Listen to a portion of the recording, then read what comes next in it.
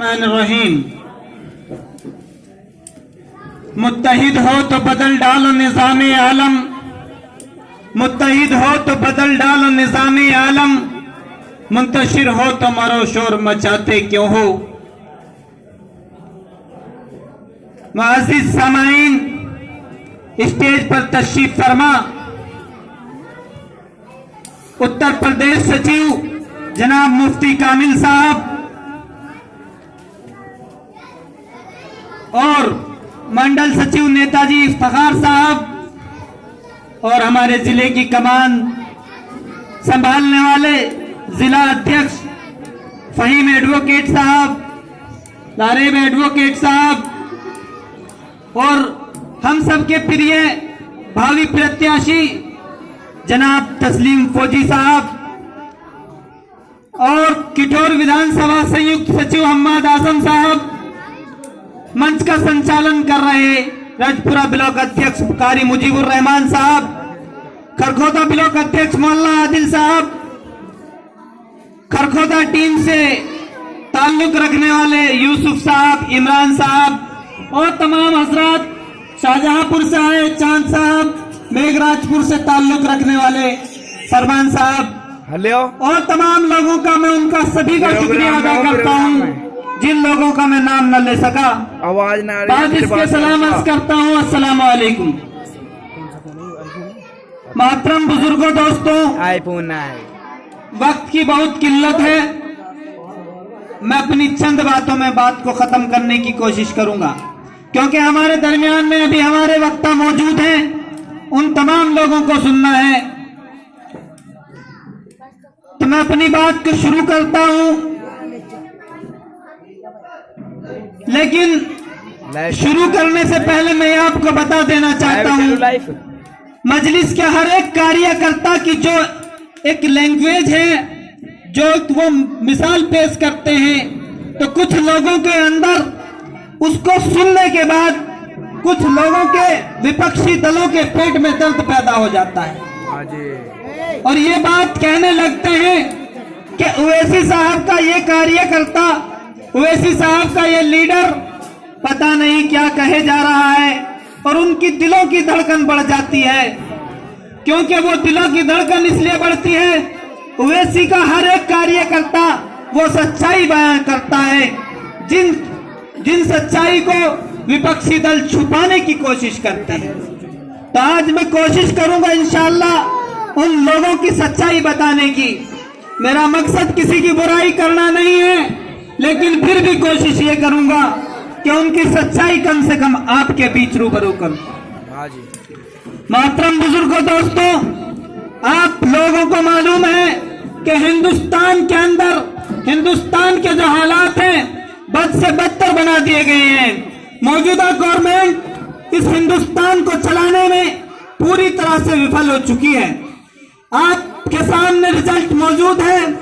वही सरकार जो आज मौजूदा हालात में अब से पहले सिलेंडर पर 5 रुपये कीमत बढ़ने की वजह से सड़कों पर बैठ जाती थी, यही वो सरकार है जिसकी वजह से पेट्रोल पर 2 पैसे 5 पैसे बढ़ने की वजह से बैलगाड़ी लेकर पार्लियामेंट पहुंच जाते थे।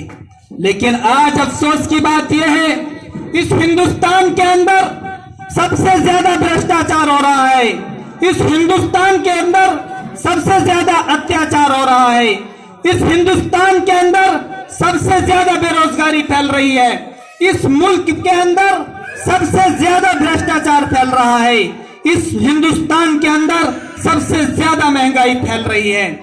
ये भाजपा सरकार इस मुल्क को चलाने में नाकाम हो चुकी है। अब इसको बदलने की जरूरत है। अगर इसको बदल सकता है तो आपके बीच से निकलने वाली पार्टी मजलिस इत्तेहादुल मुस्लिमीन, आपके दिलों की धड़कन, आपके हक की तर्जुमानी करने वाली पार्टी मजलिस इत्तेहादुल मुस्लिमीन इसको बदल सकती है इंशाअल्लाह। क्योंकि मजलिस इत्तेहादुल मुस्लिमीन वो ताकत रखती है, हक को हक कहती है, जिसके राष्ट्रीय अध्यक्ष बैरिस्टर असदुद्दीन ओवैसी हैं। मेरे बुजुर्गों, दोस्तों, चंद बातों में अपनी बात खत्म करूंगा। आपके दरमियान में बारी बारी से हर पार्टी आई, दीगर पार्टियों ने हम लोगों को इस्तेमाल किया। हर पार्टियों ने हमारे बीच में पालतू तीतर की तरह से छोड़ दिए कुछ लोगों को, और उन पालतू तीतरों से कह दिया कि आप अपनी कौम की जिम्मेदारी लें, हम आपका ख्याल रखेंगे। जिस तरह से शिकारी के पास एक तीतर होता है, वो तीतर अपनी कौम के तमाम तीतरों को बढ़िया बढ़िया आवाज निकाल करके बुलाता है और शिकारी के जाल में फंसा देता है। ठीक तमाम पार्टियों ने, फर्जी सेकुलर बताने वाली पार्टियों ने हम सबके बीच में एक एक दो दो तीतर पाल कर रखे हैं, जिसकी वजह से हमारी भोली भाली कौम उन लोगों के बहकावे में आ जाती है, क्योंकि उन लोगों को तो काजू और मेवे मिलते हैं। काजू मेवे से मुराद मेरी, उन लोगों को लाल बत्ती की गाड़ी मिल जाती है, उन लोगों को मंत्रालय मिल जाता है, लेकिन हमारी कौम को क्या मिलता है? पुलिस की लाठियां मिलती हैं। हमारी कौम को क्या मिलता है? जेलों के अंदर बंद हो जाते हैं, बेकसूर मुसलमान जेलों के अंदर बंद हो जाते हैं। हमारी कौम को मिलता है तो वो मिलता है जैसे मुरादाबाद का दंगा, अगर कोई मिलता है तो मुजफ्फरनगर जैसा दंगा, अगर कोई मिलता है तो बाबरी मस्जिद हमारे हाथों से छीन ली जाती है, अगर मिलती है तो हमारे लोगों को ये सब चीजें मिलती है। मेरे बुजुर्गों, दोस्तों, समझने की जरूरत है। हमारे दरमियान में हर पार्टी आई है। पिछले 70 सालों में डिस्पोजल गिलास की तरह हमें इस्तेमाल किया गया, और हमारे हक की जब बात आई तमाम की तमाम पार्टी चुप हो गई। चाहे वो ट्रिपल तलाक का मामला हो, चाहे वो सीए का मामला हो, चाहे वो एनआरसी का मामला हो, चाहे वो बाबरी मस्जिद का मामला हो, तमाम मामलों पर अगर कोई बोलता है तो उसका नाम शेर-ए-हिंद बैरिस्टर असदुद्दीन ओवैसी है। वो बैरिस्टर असदुद्दीन ओवैसी आपका वो हक अदा कर रहे हैं। आपके दरमियान में पहली बार वोट की अपील की जाती है, लेकिन आपका हक बरसों से अदा कर रहे हैं। तो मेरे साथियों, आप तमाम लोगों की जिम्मेदारी बनती है। आपके बीच में आपका भाई, आपका बेटा तस्लीम अहमद फौजी आपके गांव से तैयारी कर रहे हैं, तो आप तमाम लोगों की यह जिम्मेदारी बनती है तस्लीम अहमद को इतना भारी मतों से जिताकर विधानसभा भेजें, जिससे कि आपके गांव की, आपकी कौम की बेहतरीन रहनुमाई कर सके। तो दोस्तों, मैं आपसे भरोसा चाहता हूं, क्या आप ऐसा करेंगे या नहीं करेंगे? मैं आपसे यही उम्मीद करता हूं, क्योंकि साथियों वक्त नहीं है। मैं अपनी बात ही खत्म करना चाहूंगा, फिर किसी दिन इंशाअल्लाह मुलाकात होगी। बस यही कह देना चाह रहा हूं कि आज के बाद फैसला कर लो, फर्जी सेकुलर पार्टियों के दरी लपेटने की कोई जरूरत नहीं है, फर्जी सेकुलर पार्टियों के झंडे उठाने की कोई जरूरत नहीं है। अगर हमें झंडा उठाना है तो हमें अपना झंडा उठाना है। अगर हमें पार्टी का नारा लगाना है तो मजलिस इत्तेहादुल मुस्लिमीन का नारा लगाना है। अगर हमें अपना लीडर मानना है तो बैरिस्टर असदुद्दीन ओवैसी को मानना है।